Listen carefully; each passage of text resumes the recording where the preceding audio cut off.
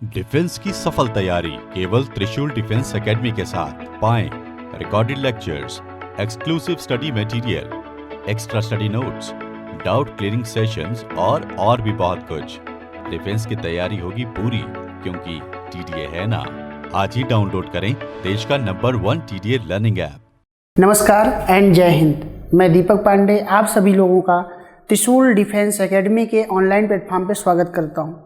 आज हम लोग जीके के ट्रेंड एनालिसिस के बारे में बात करेंगे कि जीके के अंतर्गत ज्योग्राफी का सेगमेंट, पॉलिटी का सेगमेंट और हिस्ट्री का सेगमेंट, इकोनॉमिक्स का सेगमेंट और जनरल साइंस का सेगमेंट, जिसमें हम लोग जीके के जो ह्यूमैनिटीज़ के सब्जेक्ट हैं, मानवीकृत सब्जेक्ट हैं, जिसमें ज्योग्राफी, पॉलिटी और हिस्ट्री के सिलेबस और उसमें प्रीवियस ईयर में पूछे गए क्वेश्चंस, कितने नंबर आप क्वेश्चंस पूछे जाने के स्कोप हैं, संभावनाएं हैं, उस पर हम लोग डिस्कस करेंगे। और गवर्नमेंट के द्वारा, गवर्नमेंट ऑफ इंडिया के द्वारा एनडीए एग्जाम में एक चेंज भी किया गया, जो एक बहुत अच्छा इनिशिएट है, बहुत अच्छा पहल है।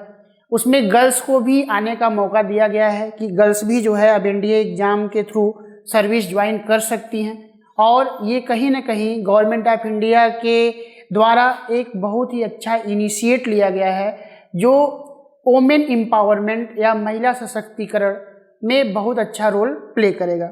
उसके अलावा अब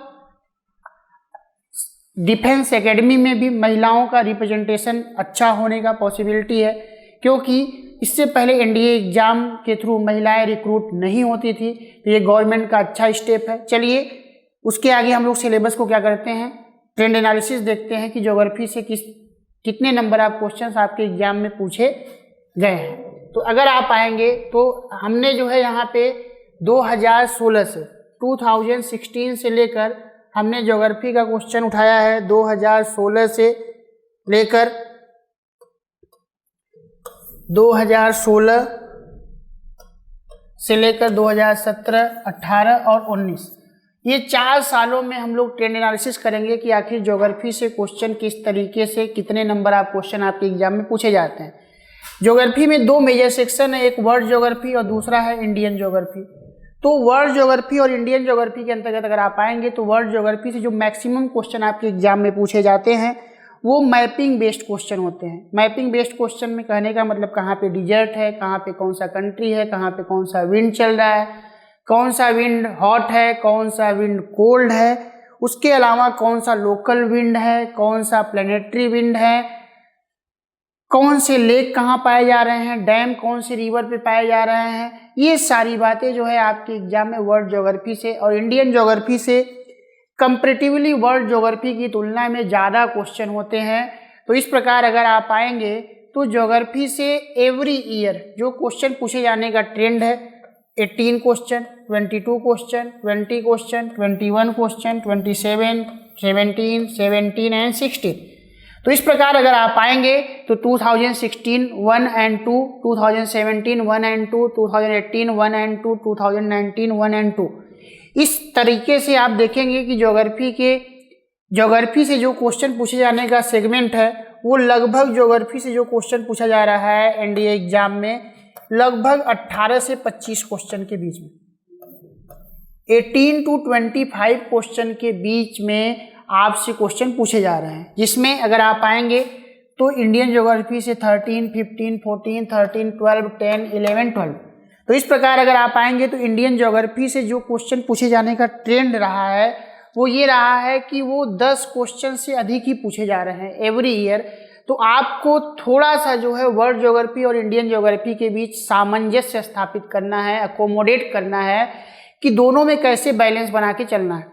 अब इसका मतलब ये नहीं है कि वर्ल्ड ज्योग्राफी से इंडियन ज्योग्राफी की तुलना में कम क्वेश्चन पूछे जा रहे हैं तो उसको इग्नोर करना, उसको इग्नोर नहीं करना, क्योंकि वैसे भी क्वेश्चंस क्या होते हैं, बहुत आसान होते हैं, सीधे होते हैं।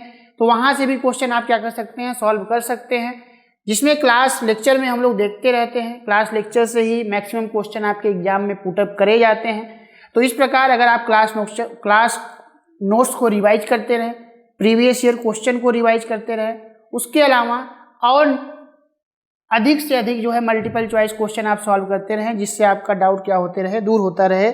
तो जीके के अंतर्गत ज्योग्राफी एनडीए एग्जाम के लिए बहुत इंपॉर्टेंट सेगमेंट है, जहां से जीके में सबसे ज़्यादा क्वेश्चन पूछे जाते हैं।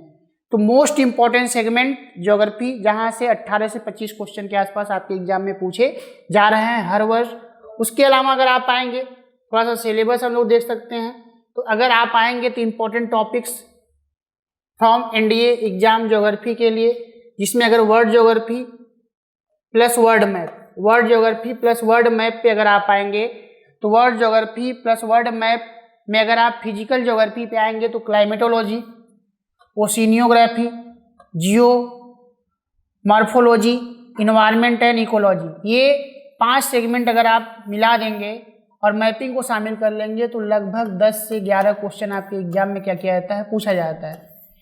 तो क्वेश्चन बहुत ज़्यादा टफ नहीं होते। टफ हम लोग क्या कर देते हैं, उसको बना देते हैं। टफ इसलिए बन जाता है कि जब हम पढ़ाई नहीं करेंगे, जब हम रिवीजन ही नहीं करेंगे, अलग अलग सोर्सेज से पढ़ने का प्रयास करेंगे, अलग अलग सोर्सेज से पढ़ने के अलावा आप क्या कर सकते हैं कि एक ही सोर्सेज को बार बार क्या करें, रिवाइज करें। तो एक मैटर को जितना अधिक रिवाइज करेंगे उतना आप जो है एग्जाम में कंफर्टेबल फील करेंगे। तो इस प्रकार अगर आप आएंगे तो ये इंपॉर्टेंट टॉपिक्स है ज्योग्राफी, जिसमें Indian geography plus Indian map. तो इंडियन ज्योग्राफी के अंतर्गत जनरल फैक्ट अबाउट इंडिया, उसके अलावा माउंटेन रेंजेज हो गए, पेनिनसुलर प्लेटू हो गया, वेस्टर्न घाट, ईस्टर्न घाट, प्लेन हो गया।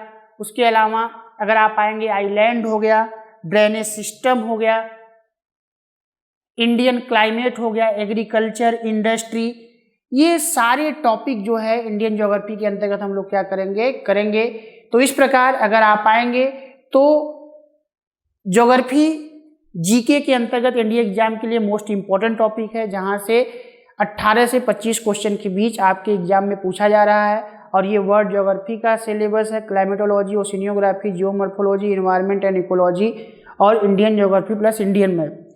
अब ज्योग्राफी को क्वेश्चन ये उठता है कैसे कम समय में तैयार किया जाए। ज्योग्राफी को तैयार करने का सबसे बेस्ट तरीका यही है कि आप क्या करें, आप जो है 9, 10, 11, 12 का एनसीईआरटी बुक पढ़ लें अच्छे से। एनसीईआरटी बुक पढ़ने के बाद आप क्लास नोट्स में रिवाइज करें। उसके अलावा आपको क्या करना है, प्रीवियस ईयर के मल्टीपल चॉइस क्वेश्चन सॉल्व करने हैं। और इस मल्टीपल चॉइस क्वेश्चन को सॉल्व करने के दरमियान आपको ये देखना है कि उसके एक्सप्लेनेशन को भी ध्यान में रखना है, क्योंकि क्वेश्चन जो पूछे जाते हैं उसी टॉपिक के इर्द गिर्द ही पूछे जाते हैं। एनडीए एग्जाम के लिए जीके के अंतर्गत जो ज्योग्राफी के बाद दूसरा जो इम्पोर्टेंट सेगमेंट है, वो इम्पोर्टेंट सेगमेंट हम लोग पॉलिटी को शामिल करते हैं, सिविक्स को शामिल करते हैं। पॉलिटी से भी आपके एग्जाम में, एनडीए एग्जाम में जो है लगभग 10 से 15 क्वेश्चन के आसपास पूछे जाते हैं। तो इस प्रकार अगर आप आएंगे तो 10 to 15 क्वेश्चन को ये सॉल्व करने के लिए बहुत ही आसान प्रोसेस है। सबसे आसान कोई सब्जेक्ट है तो पॉलिटी है। यहाँ से सीधे सीधे क्वेश्चन डायरेक्ट पूछे जाते हैं, सीधे क्लास नोट से क्वेश्चन आते हैं। तो सबसे पहले आपको जो है अगर पॉलिटी सेगमेंट को कम समय में बेहतर तरीके से तैयार करना है तो आपको ये समझना होगा कि पॉलिटी का जो बेसिक कॉन्सेप्ट है उसको समझना पड़ेगा। बेसिक कॉन्सेप्ट को समझने के अलावा आपको प्रीवियस ईयर के क्वेश्चन सॉल्व करने होंगे और प्रीवियस ईयर के क्वेश्चन के अलावा और अन्य एमसीक्यू सॉल्व करने हैं। जो क्लास नोट्स है उसको बार बार क्या करना है, रिवाइज करना है। आप ये कोशिश करें कि अलग अलग सोर्सेज से पढ़ने से अच्छा है कि आप एक ही क्लास नोट्स को 10 बार, 15 बार, 20 बार क्या करें, रिवीजन करें। जितनी बार रिवीजन करेंगे आपका डाउट उतना ही क्या होते जाएगा, मिनिमाइज होते जाएगा। तो अगर आप आएंगे तो पॉलिटी के अंतर्गत आइए देखते हैं क्वेश्चन किस तरीके से पूछे जाते हैं। तो इसमें अगर आप आएंगे 2016, 17, 18 एंड 19, तो अगर आप आएंगे तो देख रहे हैं 7 क्वेश्चन, 8 क्वेश्चन, 8 क्वेश्चन, 10 क्वेश्चन, 11, 7, 8, 9। तो इस प्रकार अगर आप आएंगे तो आपको ये लग रहा है कि क्वेश्चन क्या है, कम पूछे गए हैं, लगभग अंडर 10 या 10 के आसपास क्वेश्चन पूछे जा रहे हैं। लेकिन अगर आप आएंगे तो इस सेगमेंट से अगर जो है आप मेकिंग ऑफ कॉन्स्टिट्यूशन और उसके अलावा डेवलपमेंट ऑफ इंडियन एक्ट अगर शामिल कर देंगे तो ये टॉपिक मिला देंगे तो ऐसे 10 क्वेश्चन और 5 से 7 क्वेश्चन और हो गया तो लगभग ये 15 to 17 क्वेश्चन आपके एग्जाम में यहाँ से भी क्या किए जाते हैं, पूछे जाते हैं। तो अगर आप कोर पॉलिटी को शामिल करते हैं तो 10 से 11 क्वेश्चन, लेकिन पॉलिटी का कुछ हिस्सा ऐसा है जो हिस्ट्री में भी है, अगर वैसे इशूज को शामिल करेंगे तो लगभग 15 to 17 क्वेश्चन क्या होता है, यहाँ से भी पूछा जाता है। और ये 15 क्वेश्चन तैयार करने के लिए प्रोसेस एकदम आसान है, आपको बहुत ज़्यादा इधर उधर भटकने का जरूरत नहीं है। क्लास नोट्स बार बार रिवीजन करें, मल्टीपल चॉइस क्वेश्चन अधिक से अधिक सॉल्व करें, इतने में ही आपका काम क्या हो जाएगा, फुलफिल हो जाएगा। अब आइए देखते हैं हम लोग क्वेश्चन हम लोग देखते हैं कि सिलेबस के बारे में कौन कौन सा सिलेबस इंपॉर्टेंट है जिसको आपको देखना है। जिसमें अगर आप आएंगे making of constitution, making of constitution के अंतर्गत कि किस तरीके से जो है भारत का संविधान बना, कैसे कैबिनेट मिशन प्लान बना, कैबिनेट मिशन प्लान के आधार पे कॉन्स्टिट्यूएंट असेंबली कैसे बना, उस कॉन्स्टिट्यूएंट असेंबली में जो मेंबर थे उन मेंबर का इलेक्शन कैसे हुआ, कौन कौन से क्षेत्र से कौन कौन से मेंबर आए थे, ये सारी बातें हम लोग मेकिंग ऑफ कॉन्स्टिट्यूशन। दूसरा टॉपिक सिटीजनशिप, नागरिकता। नागरिकता के बारे में आएंगे तो कैसे भारत की नागरिकता प्राप्त की जा सकती है, कैसे नागरिकता को समाप्त किया जा सकता है, ये सारी बातें। उसके अलावा citizen act 1955, fundamental right, fundamental duties and DPSP, ये 3 ऐसे टॉपिक्स हैं जहां से आपके एग्जाम में एवरी ईयर 2 से 3 क्वेश्चन पूछे ही जाते हैं। और ये क्वेश्चन आर्टिकल बेस्ड क्वेश्चन होते हैं। सीधे आर्टिकल पूछ देगा कि राइट टू इक्वलिटी कौन से आर्टिकल के बीच है, आपसे पूछ देगा कि राइट टू एजुकेशन कौन से आर्टिकल में है, रेमेडीज ऑफ कॉन्स्टिट्यूशन कौन से आर्टिकल में है, ये सारी बातें जो है आपसे पूछा जाता है। तो ये तीनों टॉपिक जो हैं यहाँ से 2 से 3 क्वेश्चन आपको क्या करने हैं, तैयार करने हैं। यहाँ से क्वेश्चन आपके एग्जाम में पूछे जाते हैं। सेंट्रल गवर्नमेंट के अंतर्गत president of India, parliament, Lok Sabha, Rajya Sabha, attorney general of India, controller and auditor general of India, election commissioner, prime minister, council of minister, ये सारे टॉपिक्स हम लोग जो है सेंट्रल गवर्नमेंट के अंतर्गत। स्टेट गवर्नमेंट में अगर आप आएंगे स्टेट लेजिस्लेटिव, जिसमें legislative assembly, legislative council, governor, CM और सीएम के council of ministers, advocate generals, ये सारे टॉपिक्स हम लोग स्टेट गवर्नमेंट के अंतर्गत। लोकल सेल्फ गवर्नमेंट के अंतर्गत अगर आप आएंगे तो रूरल एरियाज में विलेज पंचायत, अर्बन एरियाज में म्यूनिसिपालिटी या म्यूनिसिपैलिटीज। उसके अलावा अगर आप आएंगे तो 73rd एंड 74th अमेंडमेंट 1992 के द्वारा इसे कॉन्स्टिट्यूशनल दर्जा दिया गया, संवैधानिक दर्जा दिया गया। और तभी से जो है पंचायतों के इलेक्शन, वो चाहे अर्बन एरियाज में हो चाहे रूरल एरियाज में हो, उसको टाइम से कंडक्ट किया जाने लगा। इस प्रकार जुडिशरी में अगर आप आएंगे supreme court, high court and district court. तो इस प्रकार अगर आप आएंगे supreme court, high court, district court में जज का कैसे अपॉइंट होता है, कितने जज होते हैं, जज के कार्य क्या होते हैं, उनके ज्यूरिडिक्शन क्या क्या हैं, ये सारे टॉपिक्स हम लोग देखेंगे। फॉर्म ऑफ गवर्नमेंट भी इंपॉर्टेंट टॉपिक है, जिसमें अगर आप आएंगे तो फेडरल सिस्टम क्या होता है, यूनिटी सिस्टम क्या होता है, प्रेसिडेंशियल सिस्टम क्या होता है। उसके अलावा अगर आप आएंगे तो ये सारे टॉपिक्स हम लोग क्या करेंगे, फॉर्म ऑफ गवर्नमेंट के अंतर्गत देखेंगे। Last, constitutional and non constitutional institution. Constitutional body ऐसे बॉडीज को बोला जाता है जिनके बारे में कॉन्स्टिट्यूशन में प्रॉपर बताया गया हो, जैसे election commission, finance commission, intra state council, UPSC, state PSC, ये सारी संस्थाओं के बारे में कॉन्स्टिट्यूशन में बताया गया है। तो वैसी संस्थाओं को कॉन्स्टिट्यूशनल बॉडी बोलते हैं। नॉन कॉन्स्टिट्यूशनल ऐसी संस्थाएं होती हैं जिनके बारे में संविधान में नहीं बताया गया हो, जैसे planning commission, NITI Aayog, national development council, national human right commission, national women commission.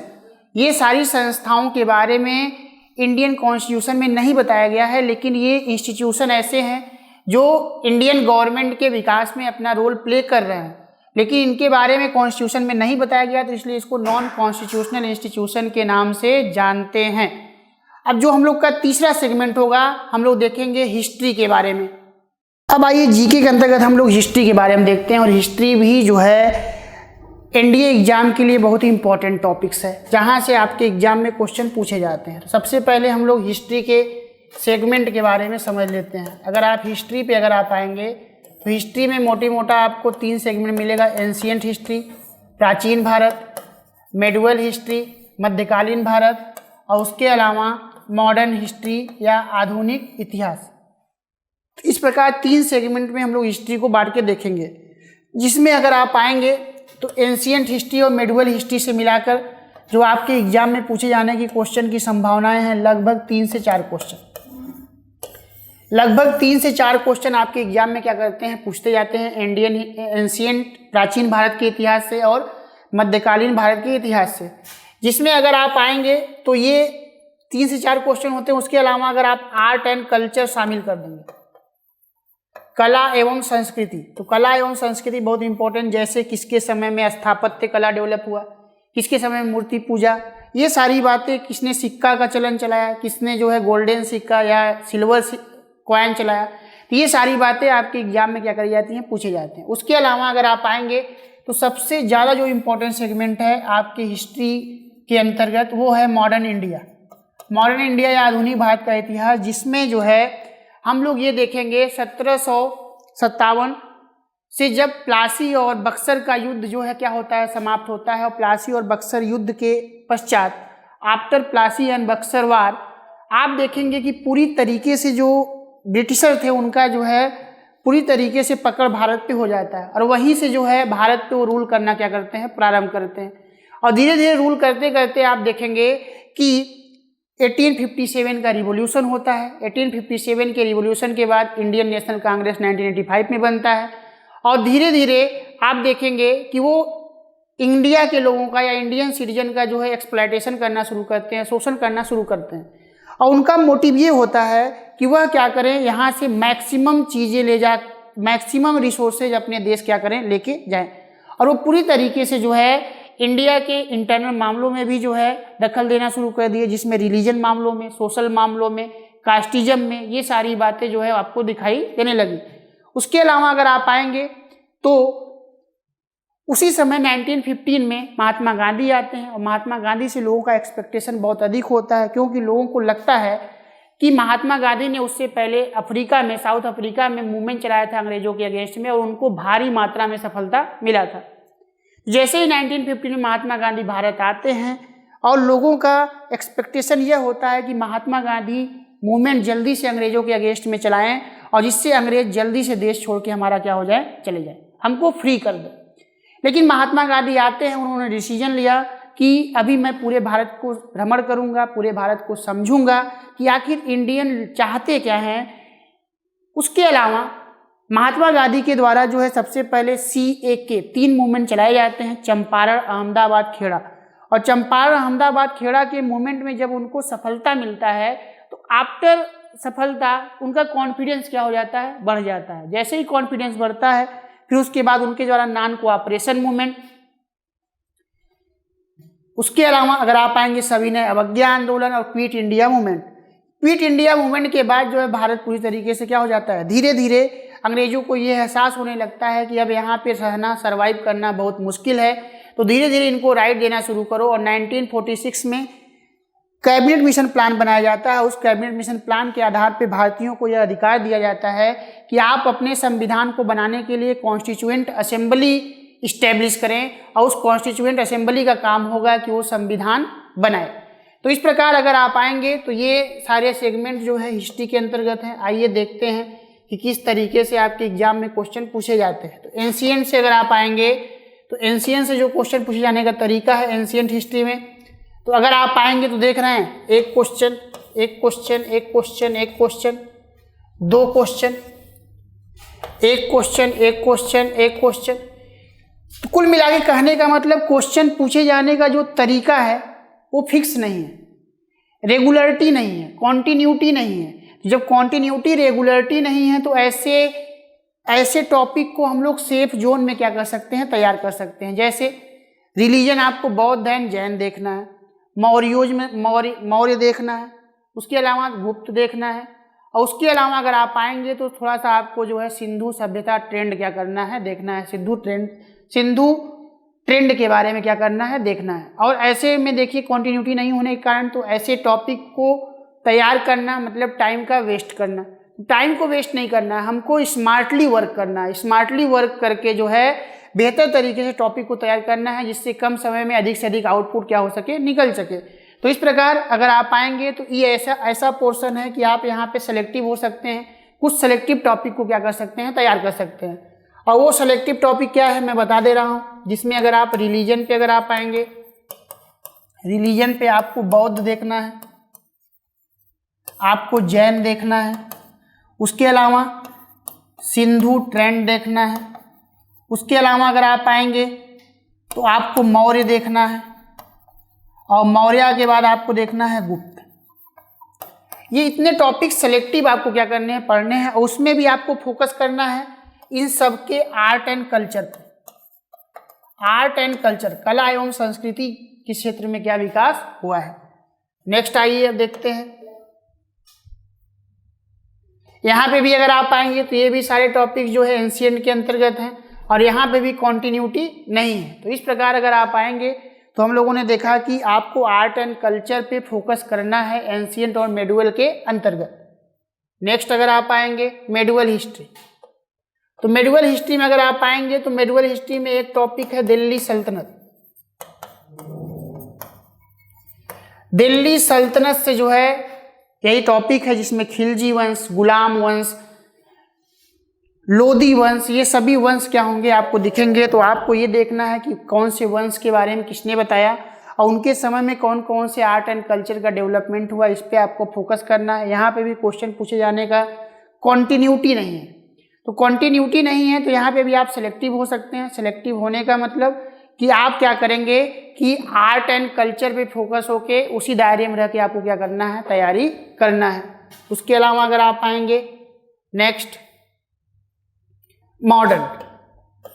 Modern history के अंतर्गत अगर आप आएंगे तो मॉडर्न हिस्ट्री में क्वेश्चन पूछे जाने का एक तरीका है, जिसमें अगर आप आएंगे तो यहाँ से आपसे 10 से 12 क्वेश्चन आपके एग्जाम में क्या करे जाते हैं, पूछे जाते हैं, और 10 से 12 क्वेश्चन की तैयारी सीधे सीधे हो जाती है। सीधे सीधे का मतलब क्लास नोट से क्वेश्चन आने हैं, क्लास नोट्स को बार बार रिवाइज करना है, प्रीवियस ईयर के क्वेश्चन बार बार सॉल्व करने हैं, उसके अलावा अधिक से अधिक मल्टीपल चॉइस क्वेश्चन सॉल्व करने हैं।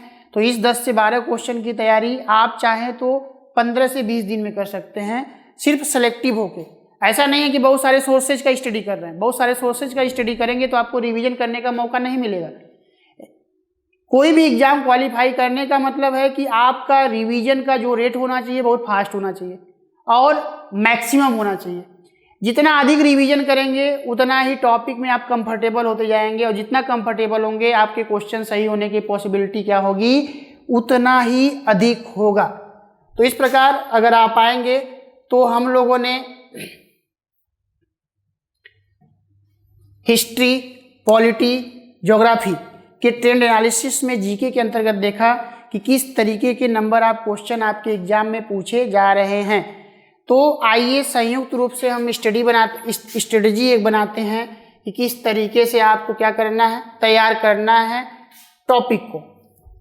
तो अगर आप आएंगे हिस्ट्री, पॉलिटी, ज्योग्राफी, इकोनॉमिक्स से भी क्वेश्चन 3-4 पूछ दिए जाते हैं, जैसे मॉनेटरी पॉलिसी हो गया, बजटरी पॉलिसी हो गया, 5 ईयर प्लान हो गया, NITI Aayog, planning commission, NDC, international organisation, ये सारे टॉपिक्स क्या करते हैं, पूछे जाते हैं। तो अगर आप आएंगे तो इसको तैयार करने का स्ट्रेटजी क्या है। तो अगर स्ट्रेटजी पे आएंगे, रणनीति पे आएंगे, तो रणनीति इसका है कि आपको क्या करना है, सबसे पहले क्लास नोट्स रिवाइज करने हैं और इसको बार बार रिवाइज करना है। क्लास नोट्स क्या करना है, बार बार रिवाइज करना है। क्लास नोट्स के अलावा प्रीवियस ईयर के पेपर,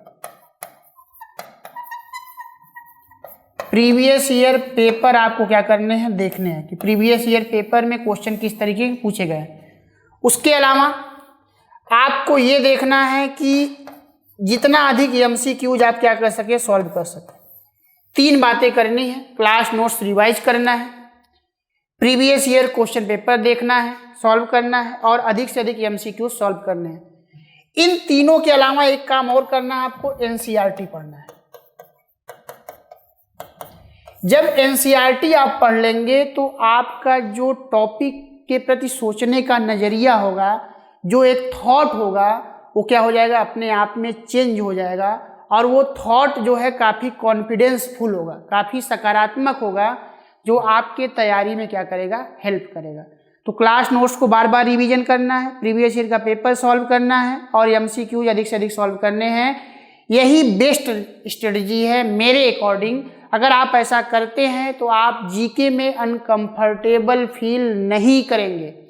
उसके अलावा जीके का एक सिलेबस जो है वो पूरा समुद्र जैसा है, बहुत जीके है, कितना पढ़ना है, कोई उसका लिमिटेशन नहीं है, लेकिन उस लिमिटेशन में जो चीज़ अनलिमिट है उसको लिमिट बनाने का प्रयास मैं आपके साथ करूँगा। कि मैंने बोला कि किस तरीके से आप अधिक से अधिक क्वेश्चन जीके का सही कर सकते हैं। सही करने का ये स्ट्रेटजी है, इसको ईमानदारी पूर्वक क्या करें, फॉलो करें। आशा करते हैं कि ये स्ट्रेटजी से आप लोग क्या होंगे, लाभान्वित होंगे। आप इसको एक गाइडलाइन के रूप में यूज करने का प्रयास करेंगे, जिससे फ्यूचर में आप एग्जाम में अधिक लाभान्वित होंगे। तो आज ट्रेंड एनालिसिस के अंतर्गत हम लोग का इतना ही। थैंक यू एंड जय हिंद। डिफेंस की सफल तैयारी केवल त्रिशूल डिफेंस एकेडमी के साथ। पाएं recorded lectures, exclusive study material, extra study notes, doubt clearing sessions और भी बहुत कुछ। डिफेंस की तैयारी होगी पूरी, क्योंकि टीडीए है ना। आज ही डाउनलोड करें देश का नंबर 1 टीडीए लर्निंग ऐप।